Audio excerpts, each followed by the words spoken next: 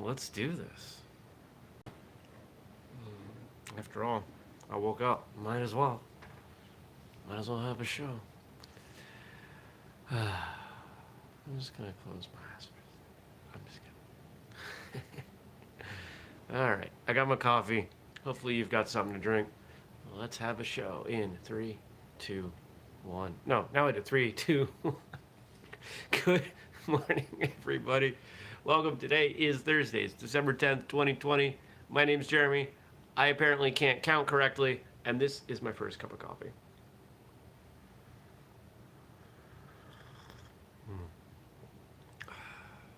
That's good. That's good. Yeah. I watch the clock, and it hits 27 seconds, and I go 3, 2, 1.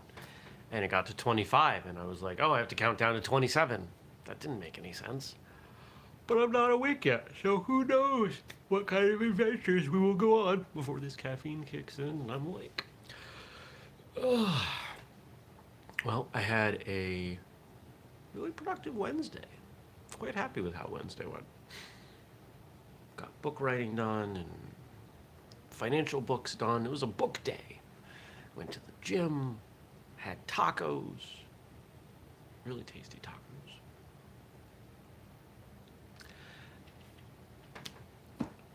Here's a question for you. Has nothing to do with martial arts.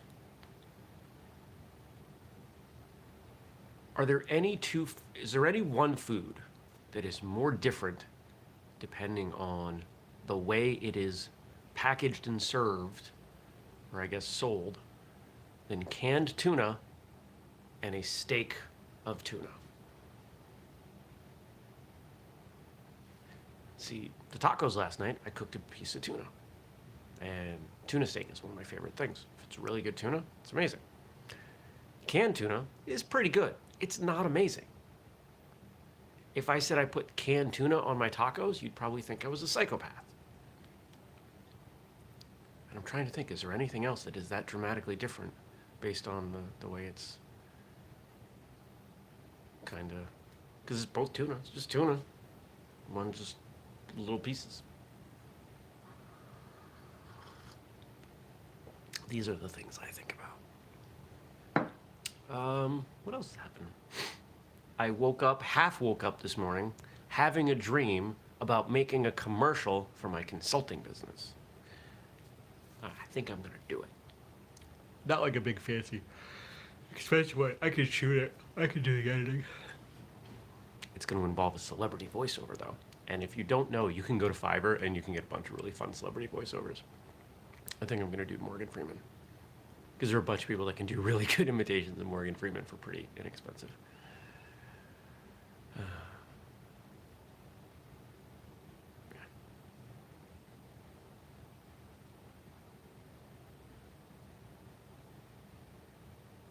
What's going on today? I'm going to write.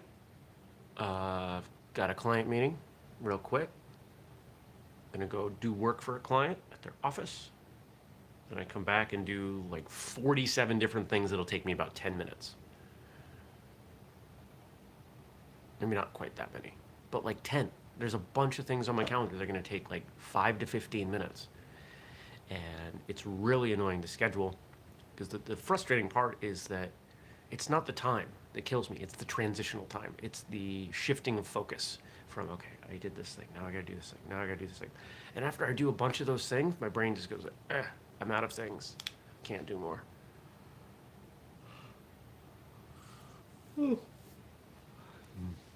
Oh, had a wonderful debrief session with Gabe about Whistlekick Live and all the wonderful things we're going to do for January's episode. We continue to refine that show, to streamline it, to do the things that work, to pull back on the things that don't, and to make it easier and more fun.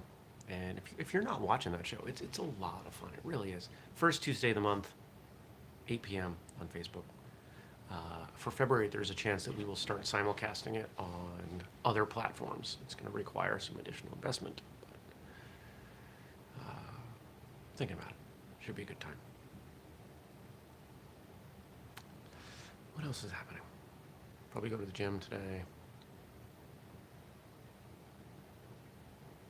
I don't know what else to say. Yesterday, I think I was talking for like 20 minutes in my opening, if we want to call this the opening monologue. And today, I think I'm out already. Cat's asleep over there on the heater. I think we got some ice on the roads. I heard I was woken up by a plow truck. That's right, I got snow tires. Studded snow tires. Growing up in Maine, people didn't have snow tires. Here in Vermont, everybody's got snow tires. It's just a cultural thing. We have snow tires. People brag about their snow tires. People will buy a car just to drive in the winter, which, by the way, is 9 months of the year.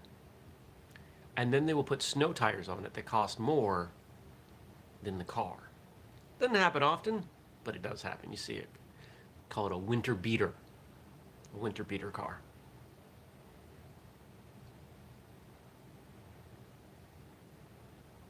I just have one car. And I don't think I'm bragging about my snow tires. People brag about their snow tires. Oh, I got brand new Hakkapelitas. Vermont is a strange place. If you lived here, you understood.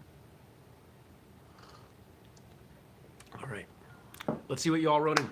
If you have stuff you want to write to me, stuff you want me to talk about, respond to, stories, comments, quotes, whatever it is, drop it in the comment section below after the show closes. If you got stuff you want to interact with me on while the show's going, by all means, do it. Come on. Come hang out live. It's way more fun. And it's Thursday, so there should be a Thursday episode. Is it out yet? It may not be out. Here it is. Yes. Episode 561 is Learning Martial Arts History Beneficial to Training. Andrew and I unpack that one. You can check it out. Oh, that's not the button I want. Stop that. Go away.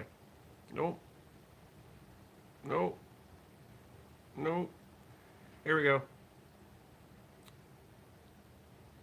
Yes. Okay.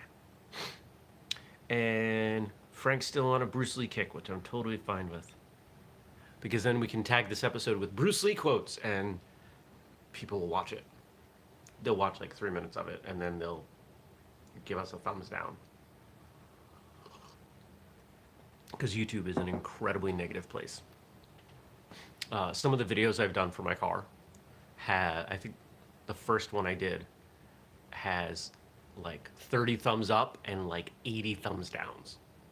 And it's got like 10,000 views. So actually those numbers are thumbs up and thumb down are probably way off, but it's got way more thumbs down than thumbs ups because people love their Mazdas and they can't imagine that I'm speaking ill of Mazda.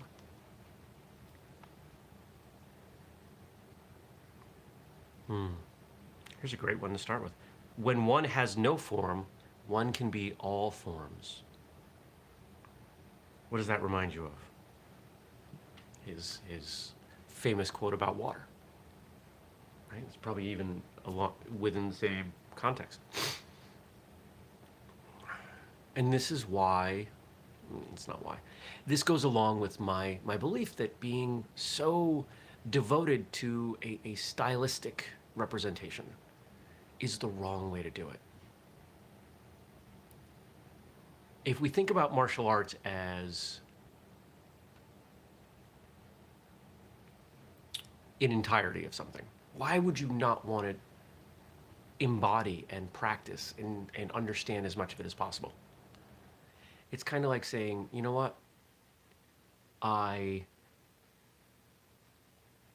you look at science and all the different scientific disciplines. I'm going to ignore everything about biology and chemistry and botany and paleontology. Good morning, Emmett. And I'm just going to study and research physics. Anybody who has spent time with physics knows that the more you understand about other scientific disciplines around, the better a physicist you are. You can say the same thing about language. You could say it about music, whether it's theory and composition or playing music. You can say the same thing about martial arts. If you want to be the best person at doing Taekwondo, yes, you spend all of your time doing Taekwondo. But if you want to be the best martial artist you can be, and I would argue your Taekwondo is going to be maybe a little bit different, but not worse. You train in a bunch of stuff. I love training in different things. I love being formless. Somebody asked me the other day on LinkedIn, what style do you do? Because it's a question. It's a way that we relate to each other. Oh, you do this, I do that. I'm a martial artist. Emmett saying, as Jesse, I'm assuming it's an autocorrect, Einkamp would say, would regularly say, sometimes you need to climb the next mountain to get a better view of your own. Exactly. That's a great way to put it. I knew where you were going, Emmett. I had a feeling.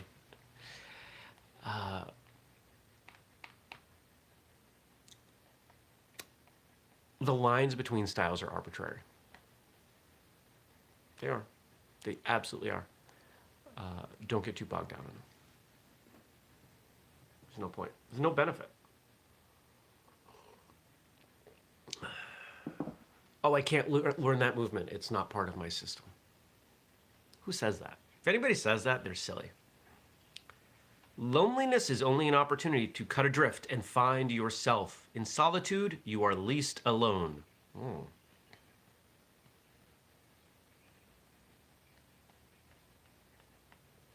Now, the first half of that statement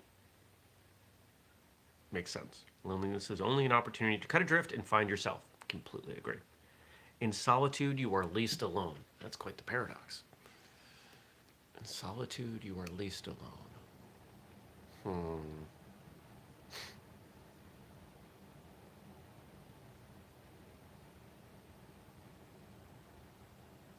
I don't know. That one's going to require some thought. Because on the surface, I disagree. But I'm sure there was some logic in it when he wrote it or said it, if assuming he said or wrote it. Because as we know, there are plenty of quotes. Emmett says, I think I need to be alone to think about that. Yeah, that's one of those that feels like you could think your brain into a knot over. But maybe that's worthwhile. Do you remember being a kid? Maybe, I don't know if this was just me. I remember being a kid and having to work through like problems, like assignments that required a tremendous amount of thought. Like I would need to sit and really think to come up with stuff. That doesn't happen very often. Sometimes it does professionally. Sometimes it's how am I going to approach this problem for this client or for whistlekick or whatever. And sometimes I sit with my head in my hands, or I pace or go for a walk. Try and come up with an option. But to really like, think of your brain as like a muscle, and you're trying to lift a tremendous amount of weight with your brain. I remember that happening quite a bit as a kid.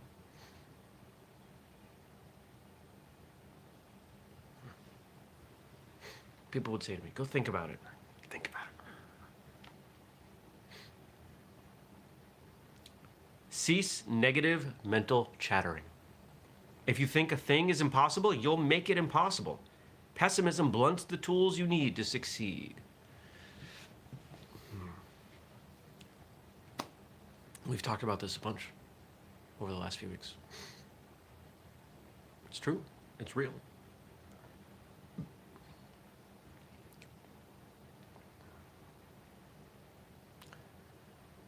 And I wish people understood it more. I wish people realized that the number one thing missing between where they are and where they want to be is their genuine belief that they can do it. The second thing is desire. Do you believe you can achieve that goal? Do you really want to achieve that goal? Because plenty of people will say, oh, I want to do this. I want to be a millionaire. I want to have this car. I want to get, here's one you've probably heard a bunch. I really want to get a new job. And then people don't look for a new job. They don't educate themselves so they are more desirable to the people hiring for the new job. They don't work on their resume. They don't network to find people who might be hiring for a new job. They don't do anything other than complain about their existing job. So how much do they really want a new job? I would say they don't. They want to complain about their existing job because that coping mechanism works for them.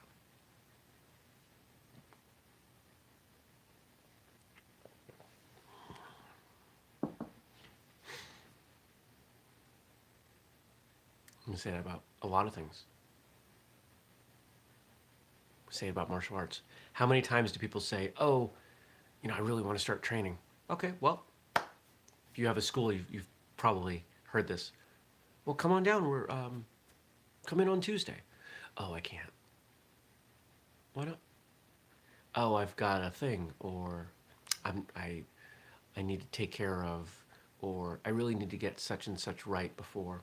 Okay, so you don't really want to train. You like the idea of training, but you're not willing to make it happen. You're not willing to commit to it. And we could say the same thing about eating healthier, getting in shape, any one of the multitude of goals people have. Takes belief, takes desire. And it says, I need to get in shape before starting martial arts. Yeah, that's, you know what? And I'll be a little empathetic to that one because we don't see, most people who want to get started in martial arts, if they consider themselves out of shape, they're probably not seeing too many out of shape people in martial arts. They're thinking about movies and TV, and they're thinking about, their friends who might be in shape, and they think, oh, I'm going to start day one doing these crazy maneuvers, and they don't realize it. So, this is where, in enterprising here, this just came to me. If you are a martial arts school owner, I'm going to give you gold right now. This is the time of online classes, right? A lot of schools still teaching online classes. A lot of schools are going back to teaching online classes. You run an online intro program only for new students based around some conditioning, some gentle conditioning, and some very basic, white belt level material. You make it very inexpensive, and you donate the money to a charity. There's your feeder program. $10 a month, $20 a month, something really cheap. And you don't even need to teach it yourself. You can get an advanced rank to teach it. And you have 1 or 2 classes a week with maybe a little bit of homework that you give them. Boom. There's your feeder program for your school.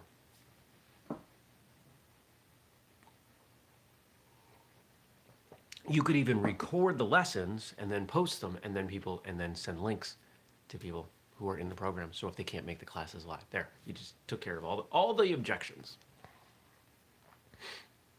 Anybody who uses that, I will not charge you a consulting fee. But if you want more gold like that, that's the stuff I do for my clients. Those who are unaware they are walking in darkness will never seek the light.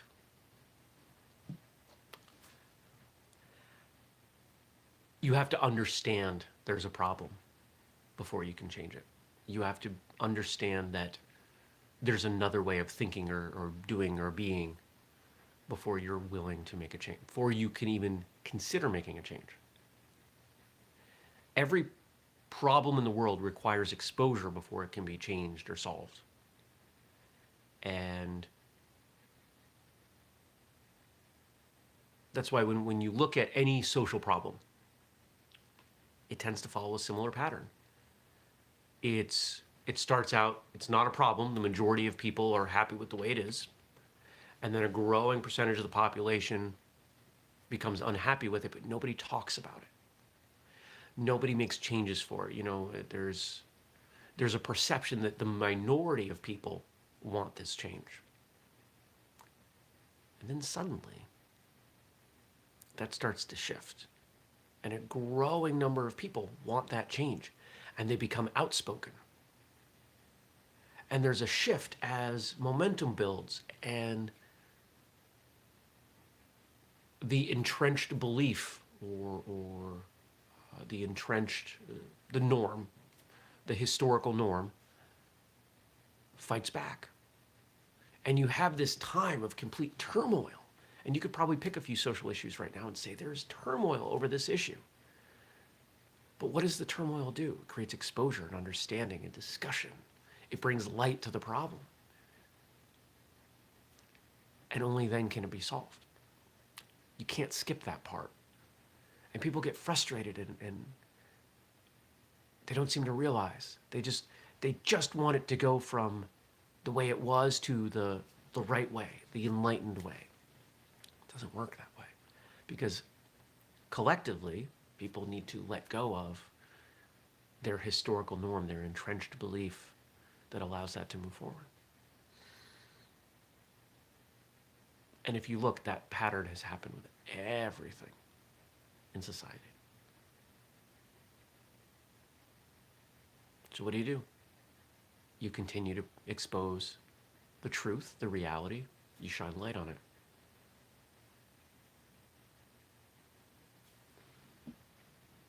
Don't give up.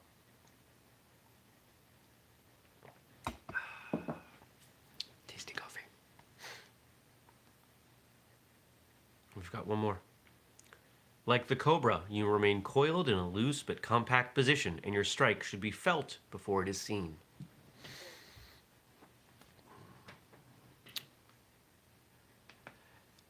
Within the Superfoot curriculum and within Superfoot system, when we talk about this, we're most frequently talking about the back fist or the jab, that lead hand technique.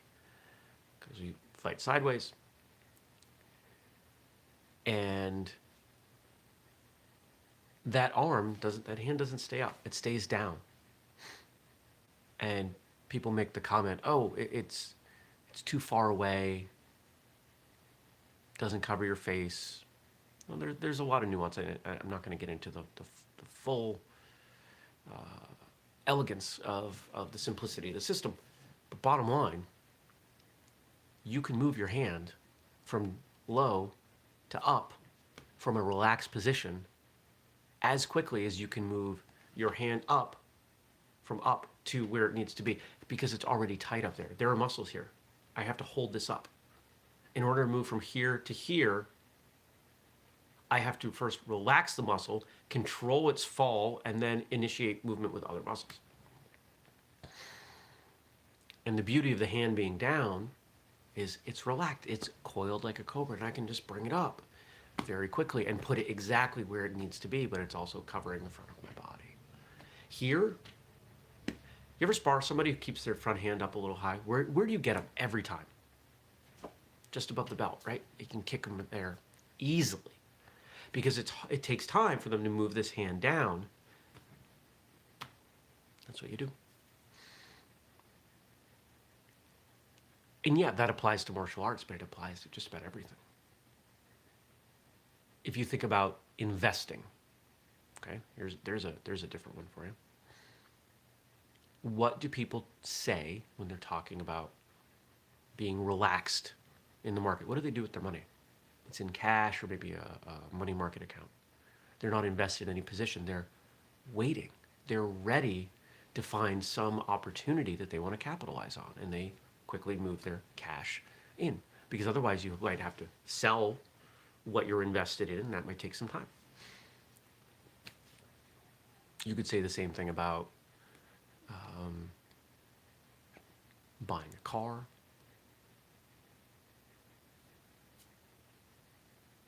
you've got the pre-approval. Same thing with a house, right? You're ready to go. But a lot of times we've got our blinders on and we see the goal, we see the target, and we're just charging ahead at it. But there's a lot of wisdom in just being relaxed and trying to be ready to move when necessary. Right? The preparation is not in that moment, it's all the moments leading up to it. So, I'm gonna go. I hope you have a great morning, great day.